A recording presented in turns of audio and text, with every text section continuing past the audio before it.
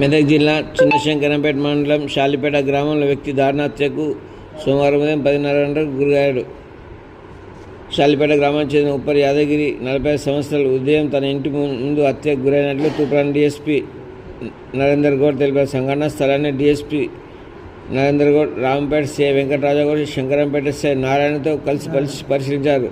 మృతి చెందిన ఉప్పరి యాదగిరి గతంలో 2 కేసుల్లో ఉన్నాయన్నారు. తన పాల్వాళ్ల పాత కక్షలతో దుండగుల చేత చంపినట్లు ఆనవాళ్లు ఉన్నట్లు తెలిపారు. మృతు త్వరలోనే నిందితులను పట్టుకొని కోర్టుకు రిమాండ్ చేస్తామని డీఎస్పీ నరేందర్ గౌడ్ తెలిపారు.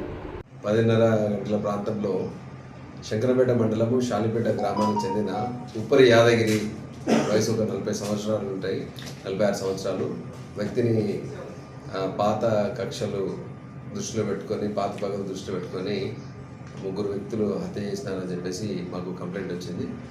ఉప్పరి రాములు, ఉప్పరి శ్యాములు, ఉప్పరి ఎల్లవ్ అని చెప్పేసి వ్యక్తులు. ఈ కంప్లైంట్ మేము అంటే సిఐ వెంకటరాజం గారు, తర్వాత అదే ఎస్ఐ నారాయణ గారు అందరం కూడా సీన్ విజిట్ చేయడం జరిగింది. ఇది గతంలో ఈ ఉప్పరి రాములు ఎవరైతే మృతుడు ఉన్నాడో ఆయన మీద మా పోలీస్ స్టేషన్లో కూడా కేసులు ఉన్నాయి, రౌడీ షీట్ కూడా ఉంది.